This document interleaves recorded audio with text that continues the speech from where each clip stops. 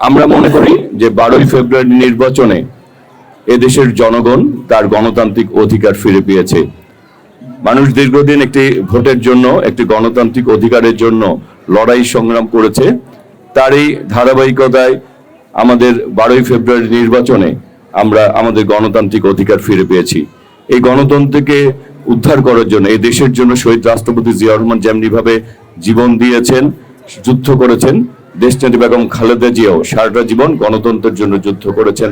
আর বর্তমান মাননীয় প্রধানমন্ত্রী তারেক রহমান দীর্ঘদিন নির্বাসনে থেকে তিনি গণতান্ত্রিক আন্দোলনকে ত্বরান্বিত করতে করতে একটি সময় জুলাই আগস্ট ছাত্র জনতার গণ অভ্যুত্থানের মাধ্যমে আমরা আমাদের এই নতুন গণতান্ত্রিক বাংলাদেশ পেয়েছি। এই কথাগুলো এই কারণে বললাম, 12ই ফেব্রুয়ারি নির্বাচন যেহেতু জনগণের ভোটে নির্বাচিত আমরা সরকার, সুতরাং এই সরকারের আমাদের দায়বদ্ধতা রয়েছে জনগণের প্রতি।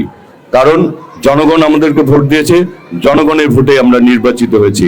জনগণকে আমাদেরকে ভোট দিয়েছে শুধু এমপি ঘুরে বেড়ানোর জন্য না, জনগণ আমাদেরকে ভোট দিয়েছেন তাদের যেই দায়িত্বের যে কাজগুলি তারা এই এলাকার মানুষের জন্য চান, এলাকার উন্নয়নের জন্য চান, এই এলাকার যে কাজগুলি করলে শান্তি শৃঙ্খলা রক্ষা হবে, যে কাজগুলি করলে এলাকার মানুষের উন্নয়ন হবে, সেই স্বপ্নকে বাস্তবায়ন করতে পারবো আমরা পরিকল্পনা অনুযায়ী।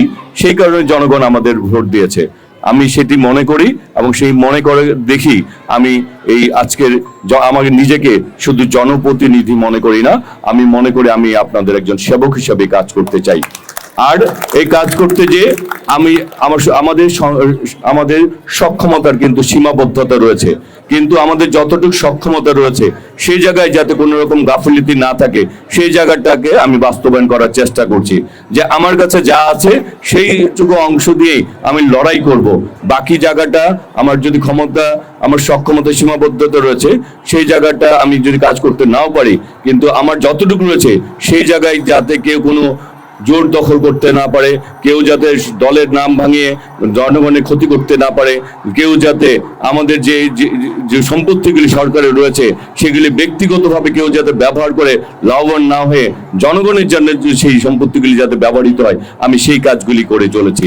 এবং সেই কাজগুলি করে যাওয়ার জন্যই আপনারা আজকে যে দাবিটি জানিয়েছেন, এখানে একটি কমিটি সেন্টার, এই কমিটি সেন্টারের দাবিটি কিন্তু ঢাকাস্থ খিলগাঁও সরকারি নিউকনে আধুনিক সুবিধা সম্পন্ন বহুতল বিশিষ্ট একটি কমিটি সেন্টার স্থাপন, এই ডিওটি কিন্তু আমি ৩রা জুন আমি সরকারের গৃহ গণপ্রতিমন্ত্রীর কাছে সংসদ চলাকালীন সময়ে তাকে দিয়েছি। তাকে দিয়ে স্বাক্ষর করিয়ে পরবর্তীতে গৃহ গণপ্রতিমন্ত্রীর চিফ ইঞ্জিনিয়ার কাছে এটা রয়েছে, এখানে উপবিভাগীয় প্রকৌশলী রয়েছেন, তাকে এই চিঠির একটি কপি আছে আপনাদের কাছে। আমার কথা হচ্ছে যে এটি বললেই এই কমিটি সেন্টার একদিন আমরা করে দিতে পারবো না, এটি একটি প্রক্রিয়ার অংশ। এটিকে আগে পরিত্যক্ত ঘোষণা করতে হবে। পরিত্যক্ত ঘোষণা করার আমি উপবিভাগীয় প্রকৌশলীর সাথে কথা বলেছি, উনি এই কাজ করবেন। যেখানে যেখানে আমার যাওয়া দরকার, কথা বলা দরকার, আমাকে সম্পৃক্ত করা দরকার, ওনারা এই কাজটি করবেন। বাকি আমরা মাঠ পর্যায়ে ওনারা এটি বাস্তবায়নের জন্য সর্বোচ্চ চেষ্টা করবেন। আমাদের চেষ্টার জায়গায় কোনো কমতি থাকবে না। ইনশাল্লাহ আমরা আশাবাদী যে আমরা এই কাজগুলি সম্পূর্ণ করতে পারবো, আমরা সেদিকে এগিয়ে যাচ্ছি।